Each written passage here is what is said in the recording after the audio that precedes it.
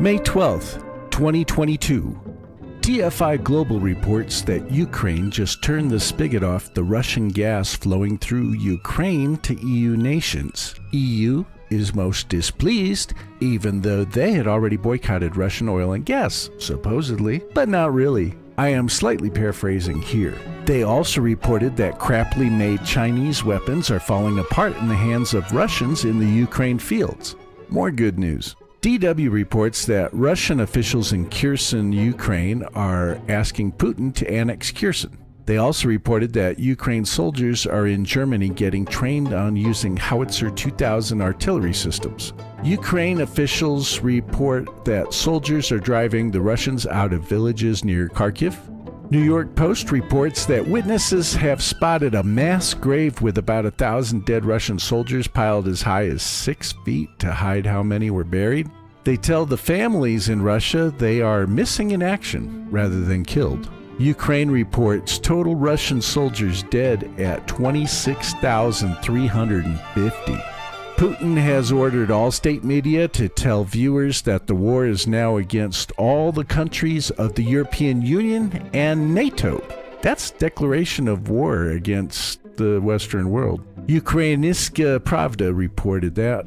The Washington Post reported the House passed a $40 billion spending bill to assist Ukraine.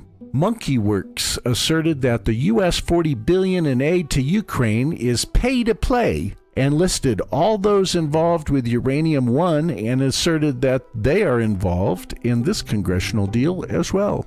He also posted a Don Jr. tweet. You can't buy baby formula in the US of A, but you can send $40 billion in aid to Ukraine. Put America first. TFI Global reports that Ferdinand Bong Bong Marcos Jr., son of Ferdinand and Imelda Marcos, the ones removed from power because they were found guilty of embezzling billions from the Filipinos? Yep, he got elected president. He won with about 60% of the vote, according to News18.com. News18.com stated that the new generation of Filipinos is unaware of any history of the Marcos family, and the family has infiltrated many positions of power in the country. His running mate, Sara Duarte, daughter of the former leader, also helped him draw large support. He has no concrete plans to revive their economy. He plans to cozy up to China, and Manila can count on more oppressive crackdowns on drugs, which seems mainly targeted at political opponents rather than the industry itself. According to TFI Global, big corporations are headed for the exits in the Philippines. Philippines has a new dictator who will be in China's back pocket. Germans are headed to Paraguay by the thousands, according to TFI Global. According to Wikipedia, there are about 300,000 that claim German heritage. They don't like having their daughters raped and being beaten up in Muslim neighborhoods. How racist, a Muslim terrorist suspect says to EU Parliament. The voices of the German daughters and their parents silenced by Parliament. Pew Research says there are about 6 million Muslim refugees in Germany. I am predicting that the rest of the EU will follow Sweden's lead and expel the Muslim refugees back to their homelands. Dow Jones dropped 3% last week, Thursday, and more this week. Look at that robust economy. The Dow is down about 13.5% lower than its high of about 37,000. Business Insider says Biden asked Congress to approve arms sale to Turkey. Meanwhile, Turkey asked for 40 U.S. F-16s, not to be confused with the China FJ-10 that look identical. My take, Erdogan promised to not use them against Cyprus or Greece while crossing his fingers behind his back. AP quotes a CDC report stating that 107,000 died of drug overdose last year. So of course those are included in the not quite 1 million COVID-related deaths last year because COVID depresses people, which causes them to use more drugs, and then they die of drugs, so that's COVID-related, right? It has nothing to do with billions of dollars in fentanyl coming from China right across the southern border, which is no longer being guarded. No, that would make too much sense for this senseless administration.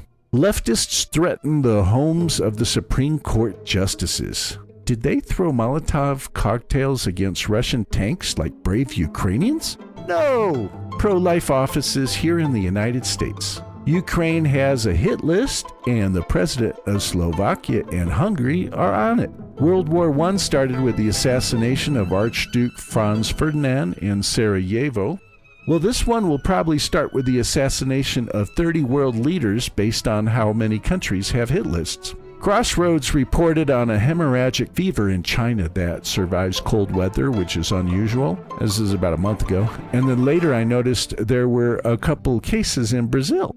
Well, now E-News Trends is reporting that it has been discovered in Spain. You wonder what the next big pandemic will be? This is probably it. It's pretty bad. And rather than being just a relatively bad flu, with this you get internal bleeding and death. Look up hemorrhagic fever, Ebola, for instance.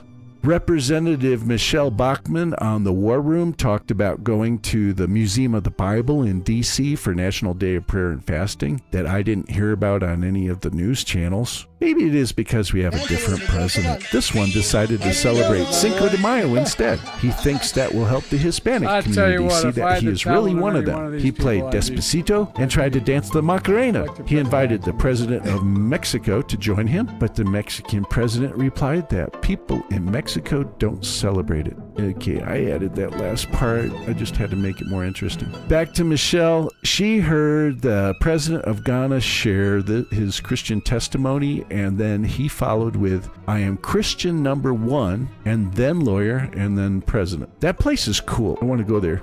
Musical Instrument Museum in Phoenix/Scottsdale, Arizona was on my list, and I made it there. I highly recommend it. But the other big one on my list is the Museum of the Bible in Washington, D.C. Good news story for the day. So I like fishing, not a pro angler like someone I know, but I like to dangle my toes in the water and cast a line and hope to catch a big one. Well, here in Colorado, that doesn't happen too often. It's mostly 10 to 12-inch stock trout when you catch anything. So I was glad to hear that after 100 years of there being essentially no salmon in the mountain streams, they are now restocking Chinook salmon, according to Good News Network. Unfortunately, it is in California and not Colorado. Oh! Well, at least California gets some good news. I'm sure they can use it. Oh, I can't stop there. 6-year-old Sammy Shelton was walking along a British beach when he found this tooth belonging to the biggest, baddest shark ever discovered. A giant megalodon, said to be 3 times bigger than a great white shark. Congratulations, Sammy. You just earned bragging rights for a lifetime, and you are our good story of the day. Thank you for watching, everyone, and have the best day of your life.